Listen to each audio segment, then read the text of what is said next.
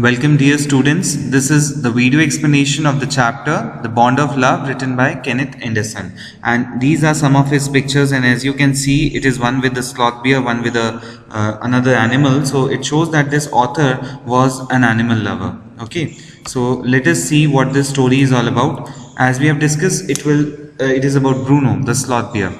He says, I will begin with Bruno, my wife's pet sloth bear. I got him for her by accident. So what is a sloth bear? Basically, as you see in the picture, this is the sloth bear. Okay, so it has a long mouth and a black furry hair, okay, all over the body. So he got one of the sloth bears for his wife. 2 years ago, we were passing through the sugarcane fields near Mysore. People were driving away the wild pigs, boars, from the fields by shooting at them. Some were shot and some escaped. We thought that everything was over when suddenly a black sloth bear came panting in the hot sun. So the sloth bear came in front of the car. It was panting, making very heavy sounds of breathing. Now I will not shoot a sloth bear wantonly. Wantonly means knowingly. Okay, this meaning is given in your book as well.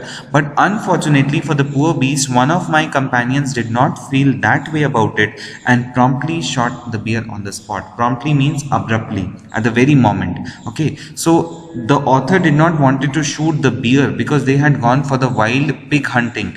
So one of the companions did not thought so, and he has shot it. Okay, as we watched the fallen animal, we were surprised to see that the black fur of its back moved and left the prostrate body, the body that was lying on the ground. One thing was moving from there. Then we saw it was a baby bear that had been riding on its mother's back when the sudden shot had killed her. So it was a baby bear that was on the back of the mother, and when the mother was killed, the baby was crying. The little creature came round its prostrate parent, making a pitiful noise, because they also have feelings, emotions of love and other things, and this animal was crying. I ran up to it in an attempt a capture. The author wanted to take the sloth bear. It scooted means ran away, into the sugarcane field. Following it with my companions, I was at last able to grab it by the scruff. Scruff is the back part of its neck, while it snapped. Snapped means it was trying to run away, and tried to scratch me with its long hooked claws. We have discussed these animals have those paw structures and they try to scratch. We put it in one of the gunny bags we had brought, and when I got back to Bangalore, I duly presented it to my wife. So as a gift, he has given this baby sloth bear to his wife. She was delighted, very happy. She at once put a colored ribbon around its neck, and after discovering the cub was a boy, she christened it Bruno. So she had given the name to this sloth bear as Bruno. Bruno soon took to drinking milk from a bottle. He started drinking milk like a small baby. It was a step further, and within a few days he started eating and drinking everything else. And everything is the right word, for he ate porridge made from any ingredients. So porridge, as I told you, is dalia that we eat at home. So porridge that can be made from vegetables, fruit, nuts, meat, especially pork. Pork is the meat of pigs. Curry and rice, regardless of condiments, spices and chilies, bread, eggs, chocolate, sweets, pudding, ice cream, etc., etc., etc. So as you can see that he was a food lover and he could eat anything that was served to him. Okay, as for drink, milk, tea, coffee, lime juice, aerated water, buttermilk, beer, alcoholic liquor, and in fact anything liquid, it all went down with relish. So this bear was enjoying the company of humans, and he was eating like humans, and he was enjoying everything. The bear became very attached to our 2 Alsatian dogs. So this is what an Alsatian dog look like. And to all the children of the tenants. Tenants means the people who are living on rent, living in our bungalow.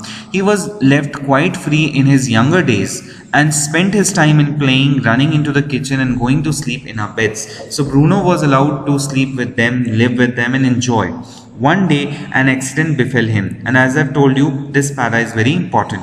I put down some barium carbonate to kill the rats and mice that had got into my library. Bruno entered the library, as he often did, and he ate some of the poison. Now poison is not meant for human consumption, not for animal consumption. Poison is meant to kill. Paralysis set in to the extent that he could not stand on his feet. So now Bruno could not stand on his own feet, but he dragged himself on his stumps to my wife. He was trying to drag himself on his legs. who called me. I guessed what had happened. Off I rushed in the car to the vet's residence. Vet means a veterinary doctor, a doctor who looks after the animals. It's a short word for the doctor, that is vet. So vet's residence. They went to the house. A case of poisoning, tame beer, barium carbonate, what to do? So this was the request that was made. Out came his medical books and a feverish reference. Feverish here means very quick, with a blink of the eye. To the index began. What poisoning did you say, sir? Barium carbonate. Ah, yes. Barium salts. Oh, barium carbonate. Symptoms, paralysis, treatment, injection of. Just a minute, sir. I'll bring my syringe and the medicine. So doctor says, wait a minute, sir. I'll bring my syringe, my injection. A dash back to the car. They went quickly to the car. Bruno still floundering, still moving about on his thumbs, trying to move, but clearly weakening rapidly. His pulse was going. Some vomiting, heavy breathing with heaving flanks and gaping mouth. Heaving means moving. Flank means the sides of the body, and gaping mouth. He was not able to breathe, not enough oxygen. So the animal has also become restless. Poison is not meant for animals, okay? And this has happened by mistake. Hold him, everybody. In goes the hypodermic, that is the injection. Bruno squeals. He tries to make a loud noise. 10 cc, that is 10 ml, of the antidote enters his system without a drop being wasted. 10 minutes later, condition unchanged. Nothing happened. Another 10 cc. Cc is cubic centimeter. 10 ml injected. 10 minutes later, breathing less stertorous, that is making less noise. Bruno can move his arms and legs a little, although he cannot stand yet. 30 minutes later, Bruno gets up and has a great feed. After 30 minutes, Bruno is all okay and he starts eating. He looks at us disdainfully, as if belittling them, as much as to say, what's barium carbonate to a big black bear like me? Bruno is still eating. So Bruno looks at them with contempt. What can this poison do to me? It can do nothing to me. Another time he found nearly 1 gallon of old engine oil which I had drained from the sump of the Studebaker and was keeping as a weapon against the inroads of termite. He promptly drank the lot, but it had no ill effects whatever. So next time what important incident happened was that Bruno had found 1 gallon, approximately 4.5 liters of engine oil, which the author had taken out from the pit of the car. The name of the car is this Studebaker, and he was keeping it to prevent the termites that could grow in the house, because they had a lot of wooden furniture. Inroads means the incoming, the insides. Okay, the termites, they normally happen inside the wood. So he drank a lot, but nothing happened. So he could manage to digest this much of oil. The months rolled on, and Bruno had grown many times the size he was when he came. He had equaled the Alsatians in height, and he had even outgrown them, but was just as sweet, just as mischievous, just as playful, and he was very fond of us all.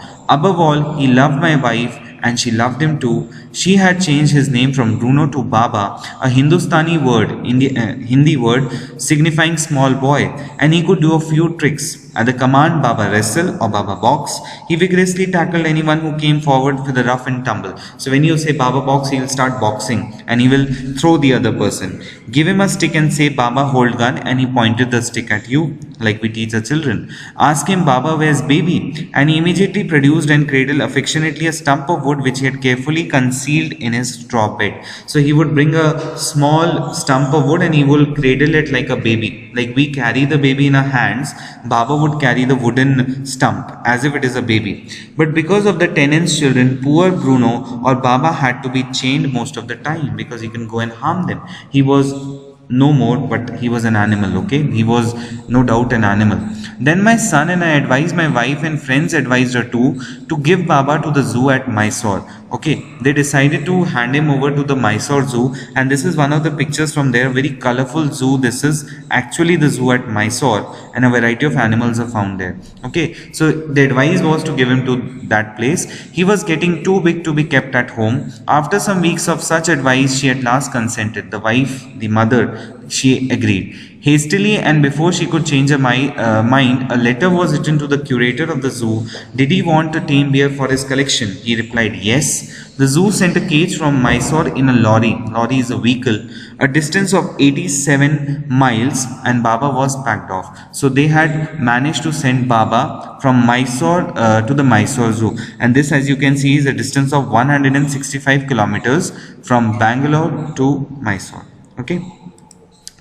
Let's proceed further. Okay, so Baba was sent. We all missed him greatly, but in a sense we were relieved because now they knew that nobody is going to harm the children, the dogs, and the other things. My wife was inconsolable. She kept on crying. She wept and fretted. Fretted, as I told you, is in Hindi, if I talk about it, it's junjlana. So it is becoming angry, becoming annoyed, becoming self-obsessed. For the first few days, she refused to eat a thing. Then she wrote a number of letters to the curator. How was Baba? Back came the replies, well, but fretting, he refuses food too. So Baba was not eating. After that, friends visiting Mysore were begged to make a point to going to the zoo and seeing how Baba was getting along. They reported that he was well but looked very thin and sad. All the keepers at the zoo said he was fretting. He was also understanding the human emotion and he was also wanting to go back. For 3 months I managed to restrain my wife from visiting Mysore. Then she said one day, I must see Baba. Either you take me by car or I'll go by myself by bus or train. So I took her by car. So finally the author had no option and no choice. He had to take his wife along and he had to go to see Baba. Friends had conjectured, they had predicted that the bear would not recognize her. I had thought so too. But while she was yet some yards away from the cage, Baba saw her and recognized her. He howled with happiness. Baba was very happy and very excited on seeing that the people who had helped him, who had kept him for so long, have come to see him. She ran up to him, petted him, tried to console him, through the bars, and he stood on his head in delight. So now it was a wonderful scene of them coming together. For the next 3 hours, she would not leave the cage. She gave him tea, lemonade, cakes, ice cream, and whatnot. Okay, so as you can see in this picture, it is there from the NCRT. Bruno is having a piece of cake and she has kept the cake. She is having some fruit, some drinks. She has brought a thermos, she has brought a water bottle, and then she is feeding her Baba. Then closing time came and we had to leave. My wife cried bitterly. Baba cried bitterly. Even the hardened curator and the keepers felt depressed. As for me, I had reconciled myself to what was going to happen next. So now the author was very smart and rational. He knew what is going to happen next. Oh, please, sir, she asked the curator, may I have my Baba back? She wanted him back. Hesitantly, because he has to think, he answered, Madam, he belongs to the zoo and is government property now. I cannot give any away government property, but if my boss, the superintendent at Bangalore, agrees, certainly you may have him back. So he said, you take the permission of the superintendent and take him. There followed the return journey to Bangalore and a visit to the superintendent's bungalow, a tearful pleading. Baba and I both are fretting for each other. Will you please give him back to me? He was a kind-hearted man and consented. Not only that, but he wrote to the curator telling him to send us a cage for transporting the bear to Bangalore. So finally they are getting him back home. Back we went to Mysore again, armed with superintendent's letter. Baba was driven into a cage hoisted on the top of the car. The cage was tied securely and a slow and careful return journey to Bangalore was accomplished. Careful journey so that the bear may not be harmed.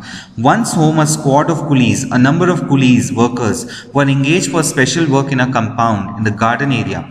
An island was made for Baba. They have made a special arrangement for the bear because now he may grow again in size. And what are you going to do next? It was 20 feet long and 15 feet wide, almost the size of a room, and was surrounded by a dry pit or moat. Moat, as we have discussed, it was a fortification structure where water used to be filled in, 6 feet wide and 7 feet deep, so that nobody can enter there. Okay, and Baba cannot also fall out and come down. Okay, a wooden box that once housed fowls was brought and put on the island for Baba to sleep in at night. A box that was kept for putting the fowls was kept for Baba. Straw was placed inside to keep him warm, and his baby, the gnarled stump, the rugged stump, along with his gun, the piece of bamboo, both of which had been sentimentally preserved since he had been sent away to the zoo, were put back to play with. So all the things that belonged to Baba were put back there.